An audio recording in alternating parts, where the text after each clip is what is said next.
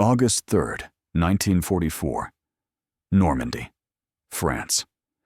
Obergefreiter Klaus Richter lay broken in a ditch beside a burning Panzer tank, his left leg shattered by shrapnel, blood pooling beneath him in the French mud.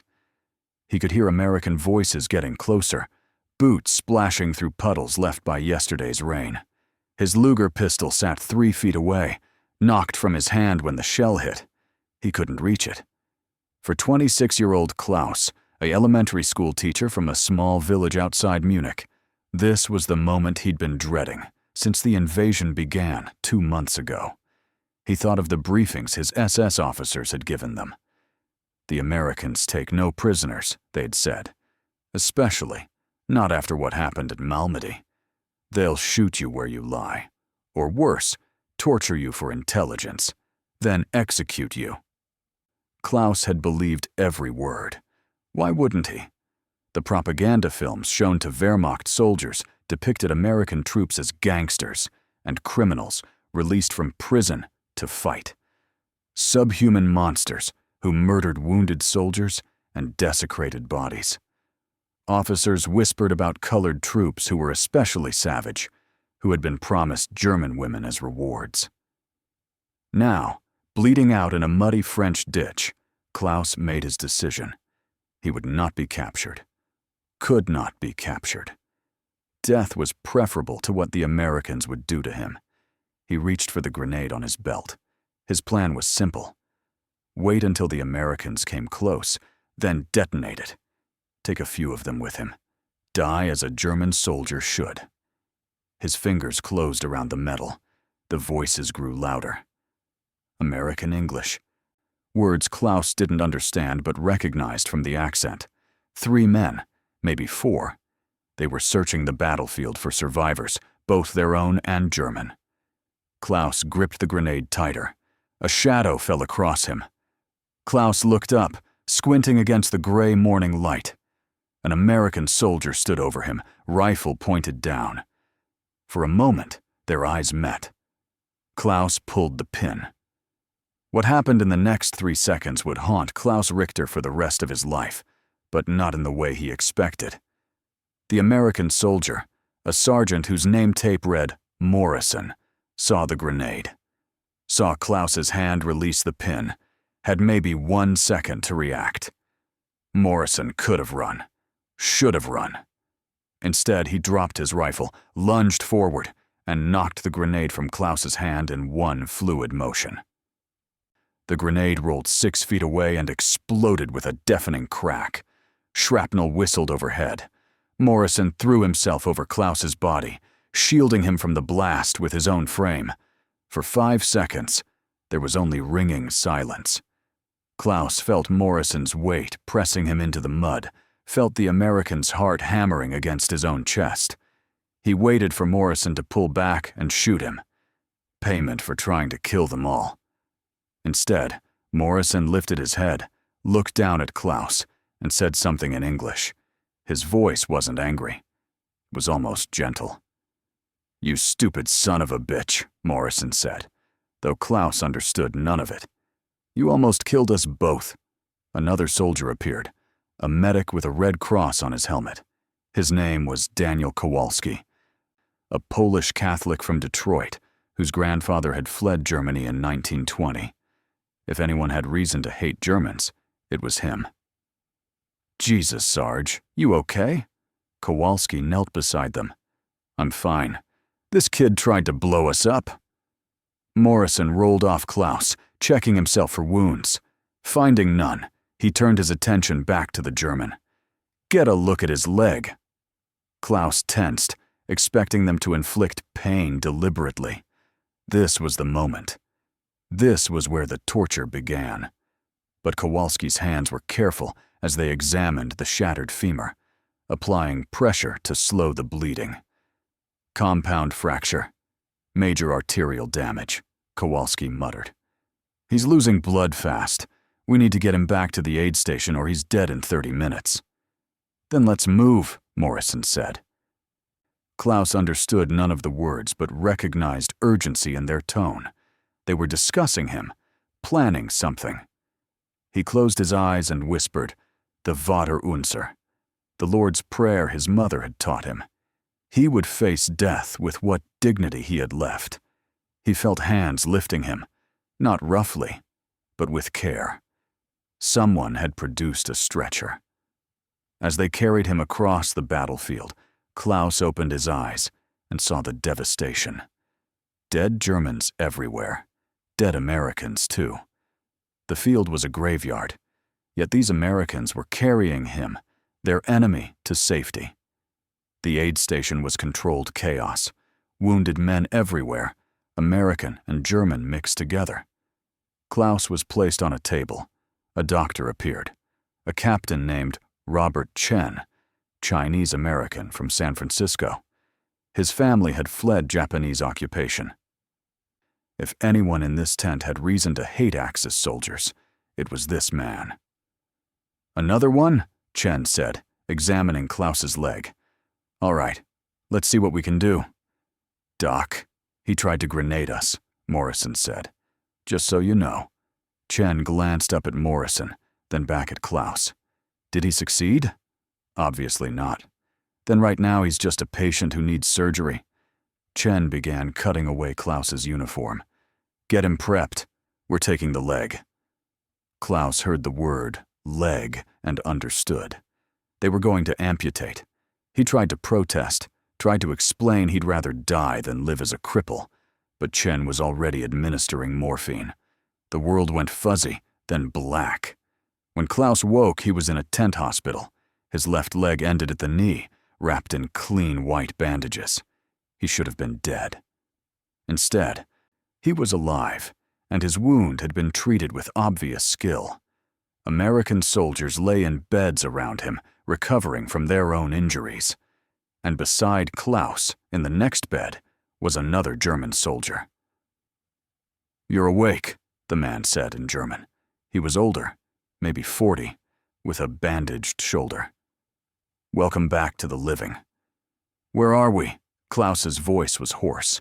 "American Field Hospital. They've been treating us for 3 days. You were in bad shape, friend. They saved your life." "Why?" Klaus couldn't understand it. "We're the enemy." The older soldier, who introduced himself as Hauptmann Weber, smiled sadly. "I've been asking myself the same question. The best answer I can figure is that these Americans actually believe in the rules of war. Geneva Convention and all that. They treat prisoners the way they'd want their own men treated." Over the following days, Klaus observed everything with the attention to detail that had made him a good teacher. What he saw contradicted everything he'd been told about Americans. The nurses rotated through, checking bandages, administering medications, bringing food. One was a woman named Lieutenant Sarah Friedman, Jewish, from New York. Her family had relatives who disappeared in Poland, yet she changed Klaus's bandages with the same care she showed American soldiers. "How's the pain?" she asked, through an interpreter, a German-speaking private named Schmidt, who'd been assigned to help. "Manageable," Klaus said, still wary. "Good. You'll get more morphine if it gets worse. Don't try to be brave about it." She adjusted his pillows.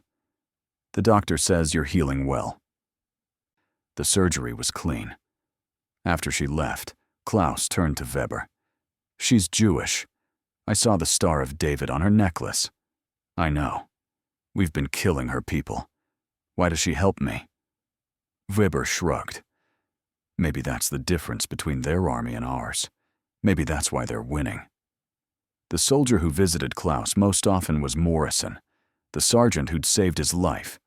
He came by every evening after his patrols, sometimes bringing cigarettes, sometimes just sitting in silence. Through Schmidt's translations, they began to talk. Tentative at first, then more openly. "You got a family back home?" Morrison asked one evening. "A mother. A younger sister, Anna. She's 15. Klaus hesitated. "My father died in the last war. France, 1917. Morrison nodded slowly. "My dad, too. Lost a leg at Belleau Wood. He made it home, though." Raised me to hate war but love the men who fight them, if that makes sense. It does, actually. Your sister, she in school? She was. I don't know anymore. The bombing. Klaus's voice trailed off. Morrison pulled out a photo from his wallet. A pretty blonde woman holding a baby. My wife, Margaret. That's our son, James. He's 2. Never met him. I shipped out 3 weeks after he was born. Klaus stared at the photo. This American sergeant had a family, a life he wanted to return to, just like Klaus, just like every German soldier lying in these fields. I tried to kill you, Klaus said quietly, with the grenade. Yeah, you did. Morrison tucked the photo away. You were scared. You believed what you'd been told about us. I get it. We've been told plenty about you guys, too. Why did you save me? You could have let me blow myself up. Morrison was quiet for a long moment. My dad used to say something. He said in the last war, a German soldier gave him water when he was wounded. Probably saved his life. Dad said the German could have walked past, could have finished him off, but he didn't. Dad never forgot that. Made me promise that if I ever had the chance to be that person for someone else, I'd take it. So you saved me because of a promise to your father? I saved you because you're some mother's son, same as me. War made us enemies. Doesn't mean we have to be monsters. The food was another shock. Nothing fancy, military rations but adequate. Bread, canned meat, vegetables, coffee. Klaus and the other German prisoners ate the same meals as American soldiers. No one was starved. No one was denied medical care.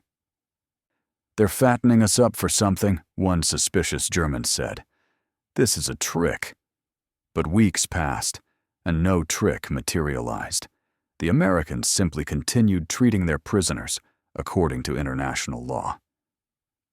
Dr. Chen checked on Klaus daily. One afternoon, he brought a newspaper, already a week old, but still current enough. Thought you might want to see this, Chen said through Schmidt. News from Germany. Klaus read about the Allied advance, about German cities under bombardment, about the war's trajectory. It was propaganda, certainly, but the basic facts were clear. Germany was losing. Why show me this? Klaus asked. Because you're intelligent enough to understand what it means. This war is ending, Klaus. The question is what comes after. Chen sat down on the edge of the bed. I'm going to tell you something that might surprise you. When this is over, America doesn't want Germany destroyed. We want you rebuilt, functioning, peaceful. We learned from the last war that revenge doesn't work. Why should I believe that? Because I'm sitting here explaining it to you instead of letting you wonder. Because we're treating you like human beings instead of animals. Because that's what my country believes in, even when it's hard. Klaus wanted to dismiss it as propaganda, but the evidence was all around him. The German prisoners weren't being tortured or executed. They were being healed, fed, and treated with fundamental decency. One afternoon, Morrison brought Klaus a package from the Red Cross. Inside were letters from home. His mother, his sister, Anna. My son, his mother wrote. We received word that you were captured. I wept with relief. You are alive. That is all that matters. Come home to us when this terrible war ends. Please come home. Anna's letter was longer, full of details about their village, about school, about the chickens they kept in the backyard. Normal life, continuing somehow amid the chaos. The Americans bombed Munich again last week, she wrote. We heard it from our house. I was scared, Klaus. But Mama says you're safe with the Americans now, and that makes her happy. She says maybe they'll feed you better than the Wehrmacht did. Klaus read the letters 3 times, tears streaming down his face. Morrison sat with him, saying nothing, just present. They're alive, Klaus finally said. My family is alive. Good, Morrison said simply. That's good. How did you get these to me? Red Cross handles prisoner mail. It's part of the Geneva Convention. You can write back if you want. We'll make sure it gets delivered. Klaus looked at the American sergeant with something approaching wonder. You're not supposed to be like this. We were told Americans are savages. Yeah, well, you were told a lot of things that weren't true. Morrison stood to leave. Write to your mother, Klaus. Let her know you're okay. Let her know you're being treated right. Maybe she'll tell other people. Maybe enough mothers on both sides talk, and we can end this thing. As Klaus recovered, he was moved to a larger POW camp in England. The compound held thousands of German prisoners, organized by rank, provided with barracks, recreational facilities, even a library. Prisoners worked in labor details for which they were paid in camp scrip. They played football, formed orchestras, published a camp newspaper in German. This wasn't vacation, certainly. It was imprisonment. But it wasn't the nightmare Klaus had been promised. He met other German prisoners with similar stories. Hans, a former lawyer from Hamburg, had been captured at Omaha Beach. The American who captured me gave me his canteen, Hans said. I was certain it was poisoned. It wasn't. Just water. Friedrich, a career soldier from Prussia, had spent 4 months in American custody. I've been treated better here than I was in the Wehrmacht, he admitted quietly. No one beats us. The food is adequate. When I got sick with pneumonia, they put me in the hospital until I recovered. In Russia, they would have left me to die. The camp commander, Colonel Harrison, addressed the prisoners monthly. Gentlemen, he said through interpreters, you are prisoners of war, yes, but you are still human beings with rights under international law. We will treat you accordingly. We expect you to behave with discipline and respect. In return, you will receive fair treatment, adequate provisions, and the opportunity to correspond with your families. Harrison kept his word. When prisoners complained about conditions, he investigated. When Red Cross inspectors visited, they found a camp run according to Geneva Convention standards. This wasn't mercy born of weakness. It was policy born of principle. Klaus began teaching English classes to other prisoners. It gave him purpose, reminded him of his life before the war. One of his students was a young private named Otto, barely 19, who'd been conscripted 6 months before capture. Do you think they'll really let us go home? Otto asked one day after class. Eventually, yes. The war will end. They'll send us back. And Germany? What will be left of it? Klaus thought of Dr. Chen's words. America doesn't want Germany destroyed. Maybe something better than what we had. Maybe something without Hitler, without this madness. You sound like you believe them, the Americans. I do, Klaus realized. God help me. I do. In February 1945, Klaus received word that he was being transferred to a POW camp in the United States. He would spend the rest of the war in Kansas, working on farms, living in barracks that had heating and electricity, eating food that was often better than what American civilians had access to. Before he left England, Morrison came to see him one last time. They'd stayed in contact through the mail, occasional letters back and forth. Heard you're heading to the States, Morrison said. Yes, Kansas, they tell me. I've never been to America. It's a good country. Might surprise you. Morrison handed Klaus a wrapped package. For the journey. Inside were books, American novels translated into German, a dictionary, chocolate bars, cigarettes. More wealth than Klaus had seen in months. I can't accept this, Klaus protested. Sure you can. Consider it payment for the English lessons I heard you've been teaching. They shook hands. 2 men who'd met as enemies, and parted as something else. Not quite friends, perhaps, but not enemies anymore. "If you ever make it back to Germany," Morrison said, "look me up. I'll buy you a beer. We can complain about the war together." "I'd like that," Klaus said. "I really would." The POW camp in Kansas was surreal. German prisoners worked alongside American farmers, harvesting wheat, tending cattle. Local families sometimes invited prisoners to Sunday dinners. Children played near the camp fence, fascinated by the foreign soldiers. Klaus worked on a farm owned by the Patterson family. Mr. Patterson was 60, too old for combat, but young enough to remember the last war. His son was fighting in the Pacific. "You treat horses?" Patterson asked through an interpreter. "I grew up on a farm. I know horses." "Good enough. You'll help with the plowing." They worked side by side for months, Klaus and Mr. Patterson, sharing a language of farming that transcended English and German. When Patterson's tractor broke down, Klaus helped fix it, drawing on childhood memories of maintaining equipment. One evening, Mrs. Patterson invited Klaus to eat supper with them in their house. Klaus hesitated, uncertain if this was allowed. "It's fine," she said through the interpreter. "You've been working hard. Least we can do is feed you proper." The meal was simple: pot roast, potatoes, green beans, apple pie. Family food. Mrs. Patterson's daughter, Mary, was 16, the same age as Anna. She asked Klaus about Germany, about his family, with the innocent curiosity of youth. "Do you hate us?" she asked suddenly.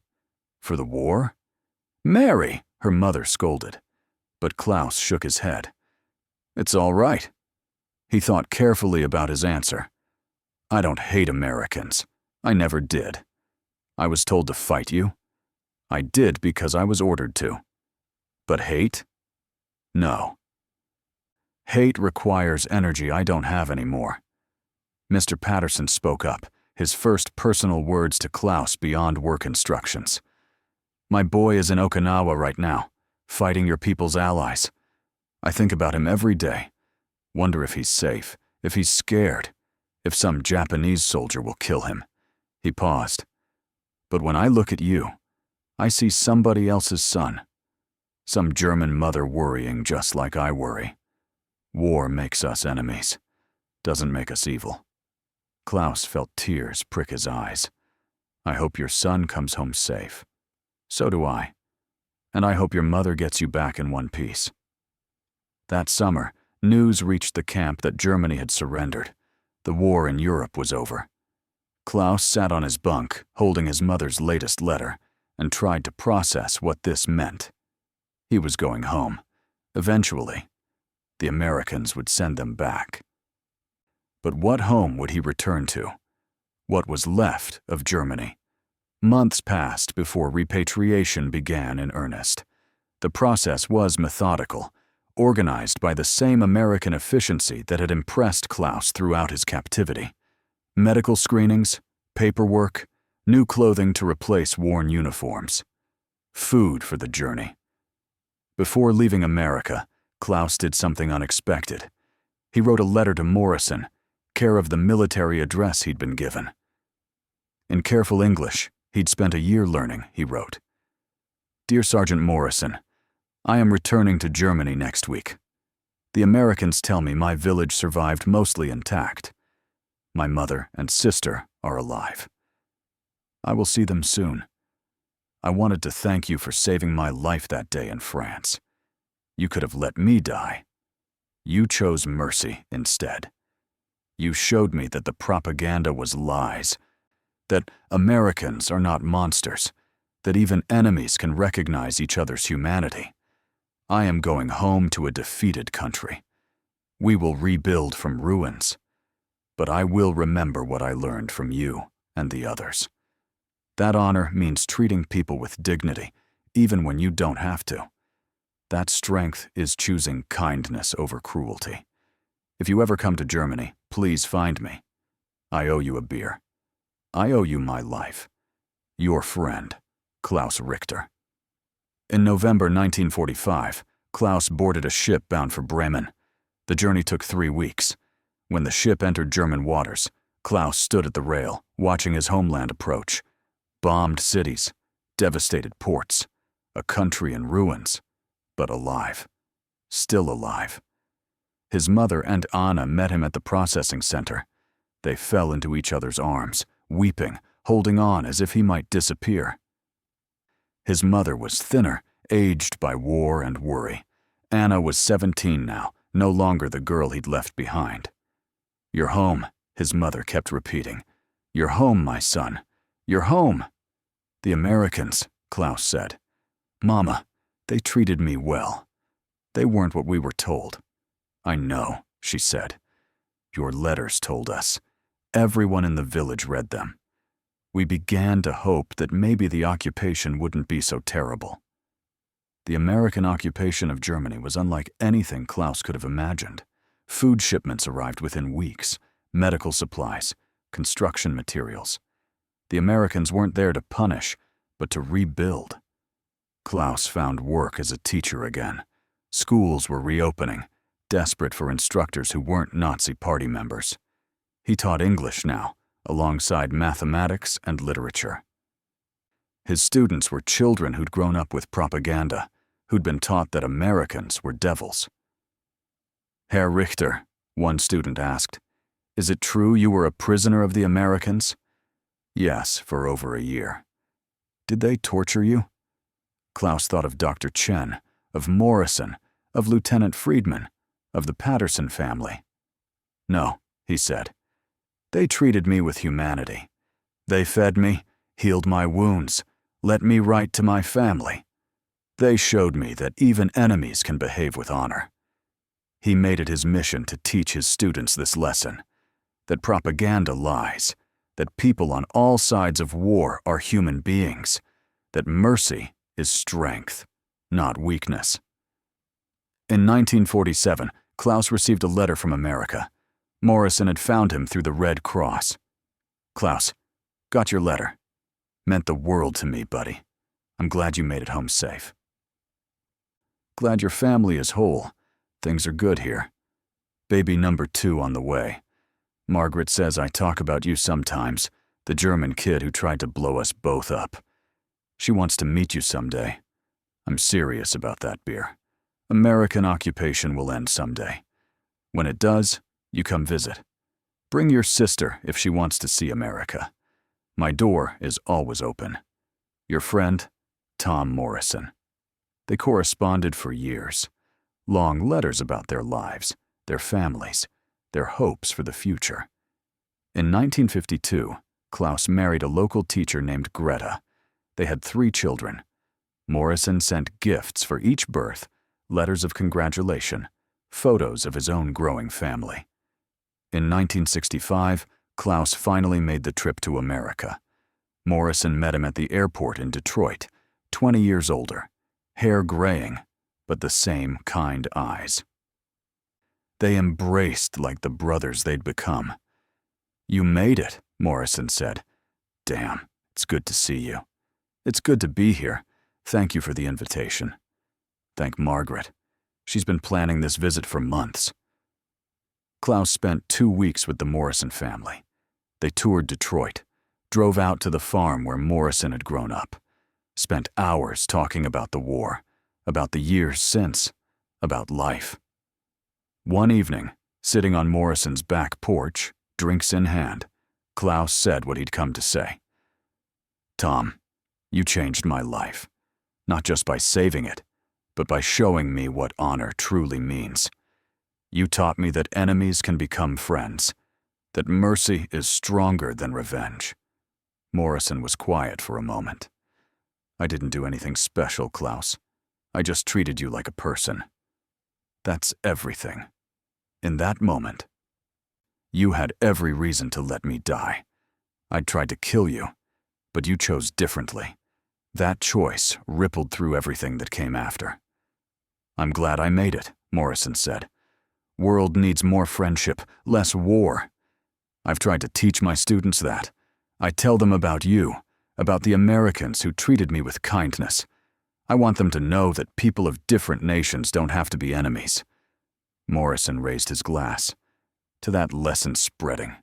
to no more wars like the one we lived through. They clinked glasses, two old soldiers who'd found peace on the other side of war. Klaus Richter's story is one of thousands like it, of German, Italian, and Japanese prisoners who expected death and found mercy instead, of American soldiers who followed their principles even when it would have been easier to embrace revenge. This wasn't sentimentality, it was strategy. The decision to treat prisoners humanely paid extraordinary dividends. Germany and Italy became NATO allies. Japan became America's anchor in Asia. The Marshall Plan, which rebuilt Europe, turned enemies into partners. But it was also more than strategy. It was a statement about values, about what America believed itself to be, what it aspired to represent. When Sergeant Morrison saved Klaus Richter's life, he was acting on deeply held American principles, that all people possess dignity, that mercy is strength, that how you treat enemies reveals your character. These principles, repeated thousands of times across multiple continents, transformed the post-war world. They created alliances that have lasted 80 years. They proved that winning the peace is as important as winning the war. Klaus Richter taught school for 35 years, retiring in 1980. He remained friends with Tom Morrison until Morrison's death in 1989. At Morrison's funeral, Klaus traveled to America to speak. "This man saved my life," Klaus told the assembled mourners. "But more than that, he saved my soul. He showed me that even in humanity's darkest hour, kindness and honor can prevail. He taught me that enemies are created by politics, but humanity transcends politics." Klaus's children remember him as a man transformed by his experience. "My father talked often about the war," his son said years later, "but never with hatred.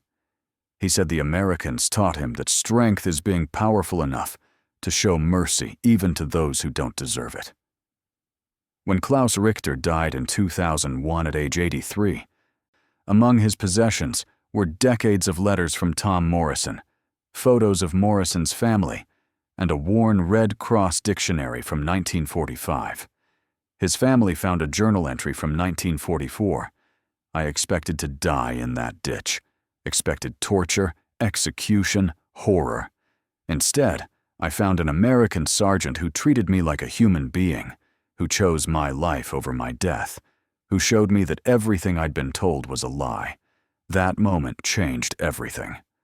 I will spend my life honoring that lesson." The story of Klaus Richter and Tom Morrison matters because the choice they represent never becomes outdated. Every conflict produces propaganda that dehumanizes enemies. Every war creates opportunities for revenge. But their story reminds us that seeing past propaganda, choosing mercy over revenge, treating defeated enemies with dignity, isn't weakness. It's the hardest form of strength.